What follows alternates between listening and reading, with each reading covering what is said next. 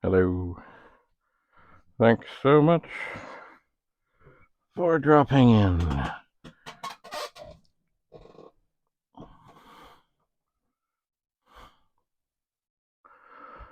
I've been back in the pool room, and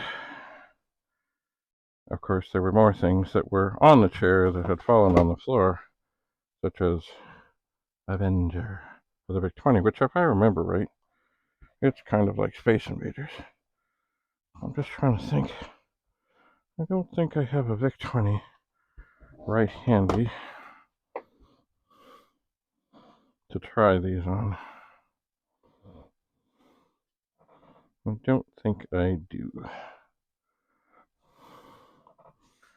So, Omega Race, one of the most iconic games for the VIC-20 and the 64, and Avenger, which I think is like Space Invaders, I think. Anyway, I'm going to put those in the box to be tested here. It's a shame to undo a cable like this. This is, of course, a cable that would be needed to go between an RF modulator for a VIC-20 and the television. And I do believe I have stuff in that box to test, so I know this cable works. But when I go to test, when I hook up to a TV, I might need it. So I'll just throw it in there. Now, these are things that had fallen on the floor. Here we have another Commodore 128 cable to go to a 1902 or a 1080 or a 1084, or maybe not a 1080. They had the other connector, but a 1084 that had the DIN connector. This can hang on the door. And here, what do we have? Another serial cable to connect a 64 to a disk drive or a printer or a VIC-20 or a 128. And here we have more of these potential, but no, potential cables that might extend the joystick port. This one might. This one I'm not going to try because I already know from what I know. If you can see in there, there's a pin missing, which means it wasn't needed, and in this case they didn't put it in. This means for this it's no good, so I'll put that also in the box of things to be checked over. I shall. Now, another thing I found down there was these lovely markers, which I'm sure I got long ago and have never used. Now, they may be dry. That one looked okay.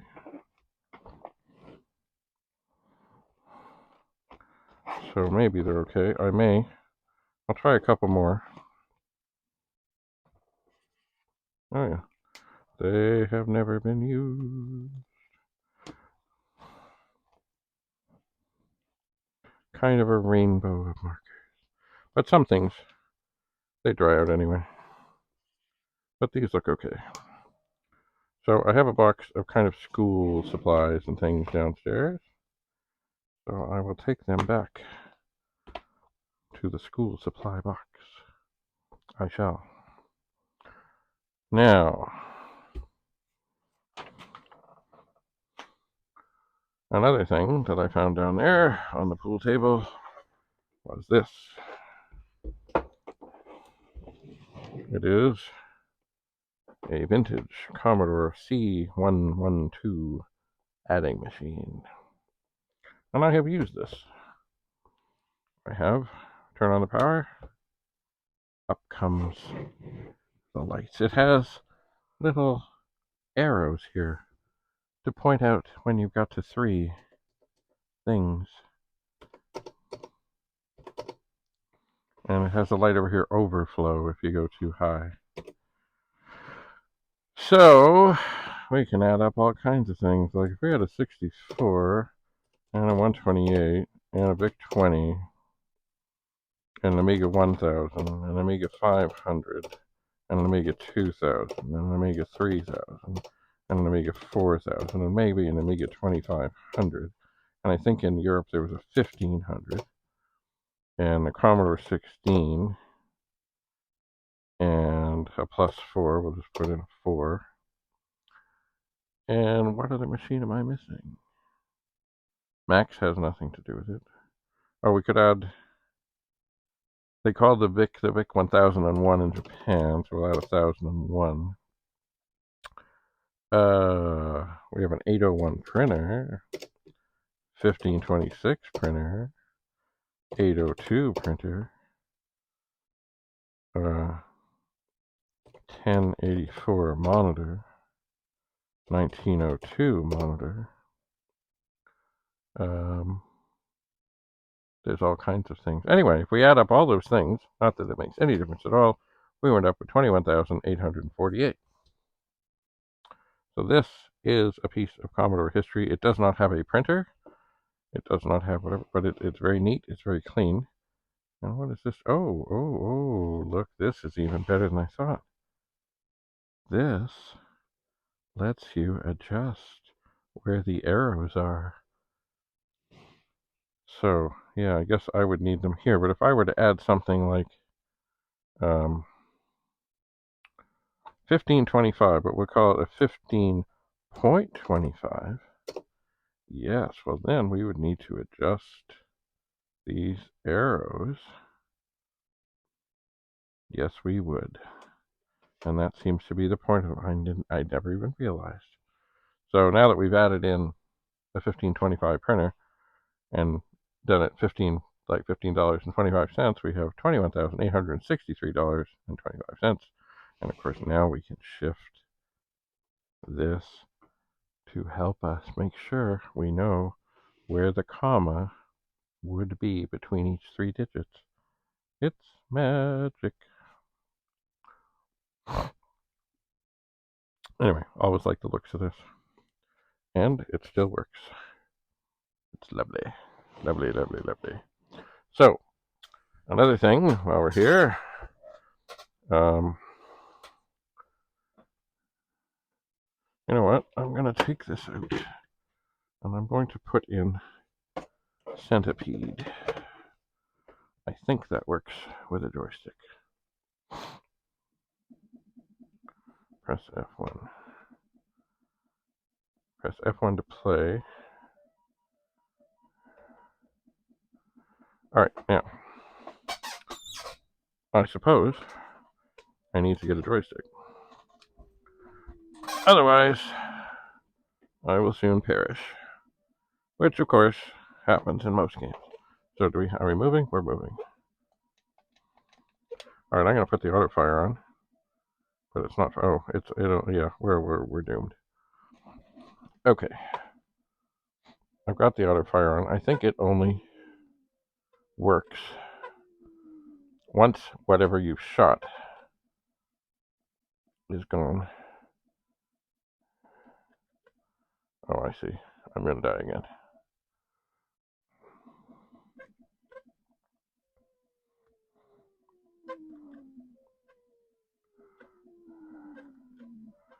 Alright, I'm going to die again.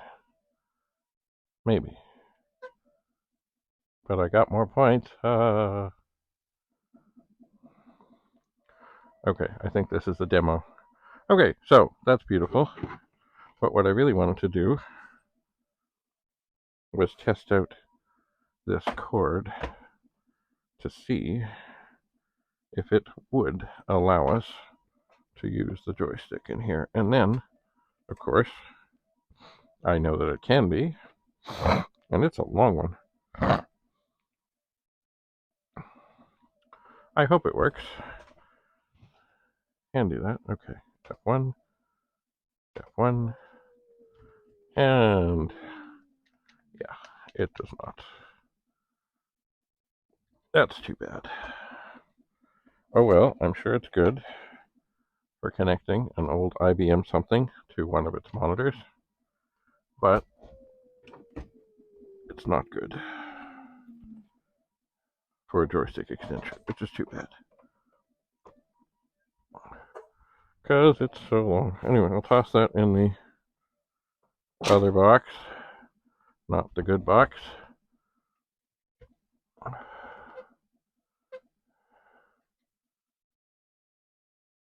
And I wonder if maybe just once I could get through a round of this without dying. But no. Here they come. They're going to get me. Right, maybe. Oh, we're dead already. Maybe if I press F1, let's say F1, and if I really try and... Oh my. There's a lot of stuff here.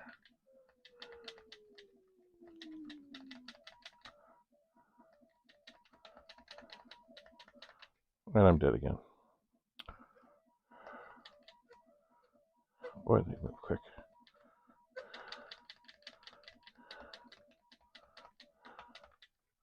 And the spider got me. And my shooting is doing nothing good. Oh, I got a bunch of them there. Oh, there's a chance. There's a chance. Oh, I'm on to the next level. Things change colors. That must be good. Go away, spider.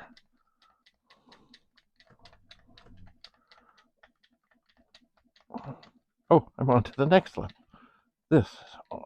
I don't think I've ever done this well. Ever. Oh, we got trouble here. We got trouble here. No spider. No spider. Oh, I died. Oh no, it's done. Well, that's quite something. It is.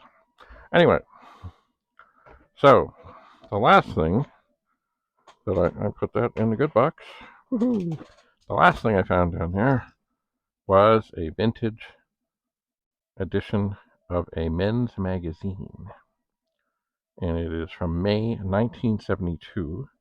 And I happen to know from research I've done that this is Barbi Benton. And she was one of the early Hugh Hefner girlfriends. And what I find interesting about looking at any old publication is they're like, really, it's like a step back. What are we, 72, 82, 92? Is this 50 years?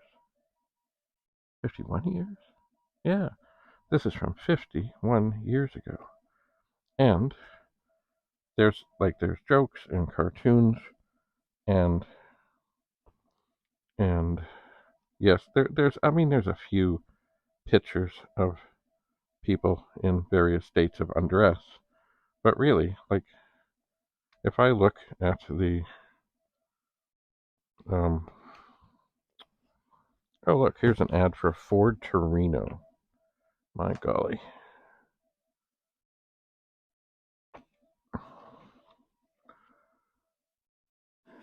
And some things, of course, are classic. Yes, a really funky watch band. But if we look through, now where is there's questions, I'm not going to read them, but I'm looking for, oh look, you can get any 8 tapes or records for only $2.86. Now yours from Columbia. Why can't I find? Oh, here's an ad for a Gremlin X. A Gremlin was a car that had a very flat back end. A Gremlin X is something. Now I'm looking for the thing that tells, oh, don't hurt. This is one that has staples. There's the Torino. I'm just looking for the thing that says what's inside. Oh, there it is. I missed it.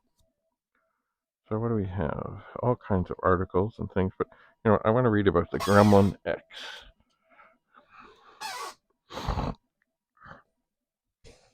A Gremlin X with the heart of a javelin. The Gremlin X with a 304 V8. You are looking at the most powerful small car made in America. The Gremlin X with our optional 304 V8 engine, the same engine that comes standard on our Javelin AMX. Other sporty subcompacts give you the impression of being zippy and tough too, but no amount of fat stripes or hood scoops can hide the fact that the largest engine you'll get on any of them is 4 cylinders with a maximum of 140 cubic inch displacement. To go with its V8 engine, the Gremlin X also comes with a wide range of performance equipment: fat polyglass tires, a beefy rear axle, wide rim sport wheels, big brakes, rear torque links, full synchro floor shift, front sway bar, special shocks and springs, a sport. Oh no, no, no. Likely spam. um, a sports steering wheel, and 2 contoured bucket seats that won't help you go faster but will make you more comfortable. This year, the 72 Gremlin X also comes with something you wouldn't expect on a sporty small car: the American Motors Buyer Protection Plan. It's a program that takes care of you after you buy the car, and nobody in the business has anything like it. No matter why you buy the Gremlin X, though, your biggest joy in owning it will come on the day you can take it out for a drive and play King of the Road. Funny thing is, Gremlins, I don't know if you can see this very well, Gremlins had a very flat back end and a very flat back window. And once, when I was at a young tender age, at my school, my public school, this, the teacher parking lot, basically, this is the yard. The teacher parking lot was over here, and there was a baseball diamond right here. And then the school was over there, and such. Anyway, so I was up to bat, and I hit this way. Anyway, I hit a foul ball. It went over the fence into the teacher's parking lot, and indeed it did break the window on the back. You, stop that. Stop that. It broke the window on the back of the Gremlin. It was not a Gremlin X, I'm sure. Anyway, I had not intended to do that. I had no ill will against the teacher whose car it was. It was just a bad place to have the diamond and the parking lot. And I think some years later they finally did actually move the parking lot. See, if this was the whole thing, I'll cut this down a bit. There was a big yard here. The school was here. There was another smaller yard back here where the little kids went, and the parking lot was here. I think eventually they did actually make this small area here where the little kids went. I think they made that into the parking lot and had all the kids playing out on the other side. Anyway, so yes, I don't think I've ever been in a Gremlin. I don't think I've ever had any much to do with it, but I did break the back window of a Gremlin, and I was surprised how it wasn't an unusual ball. It was a softball. I don't think it was a spongy softball, but and it wasn't like I hit it, 6 miles in the air. It wasn't like it was a rocket. It just a lazy fly ball that took out the back window. But keep in mind, the back window was very flat, and maybe that had something to do with why it broke so easy. Anyway, let me just have one more look and see what else I can find. There are 2 cars built in Sweden. This is the only one with front-wheel drive for a firmer grip on rain-slick roads. And what is it? It's a Saab. Oh, and here is a Playboy interview with Howard Cosell, a candid conversation with the fustian oracle of sport. I used to like the way they did this, in that they would have, at the bottom, 3 pictures of the person in various poses. And I think at some point they did switch away from this. Perhaps at some point I should read through this and see what is what. Anyway, the ads are amusing and now 50 years old. They did have a large stable of cartoonists that were quite talented, including there was one fellow, he may be dead by now. He lived not far from Toronto, a little north of Toronto, and he had a very unique style. What is this? For my next act, I'm going to set myself on fire. Oh, this must be about... Oh no, Craig Breedlove, a deposed land speed king with a Prince Valiant haircut, is again eyeing the Bonneville sandflat. So back up, everybody. Yes, I've heard this name, Craig Breedlove, before. He is quite something in the world of speed records. And of course, this magazine is now coming up on, what is this, May of 72. So it is more than 50 years old. Wow. Anyway, I'm sure I'll find more treasures down in the pool room. But for the moment, I've hung things. I'm going to hang some more things and take some stuff downstairs. This I like, but I'll turn it off right now. And look, you can adjust the arrows.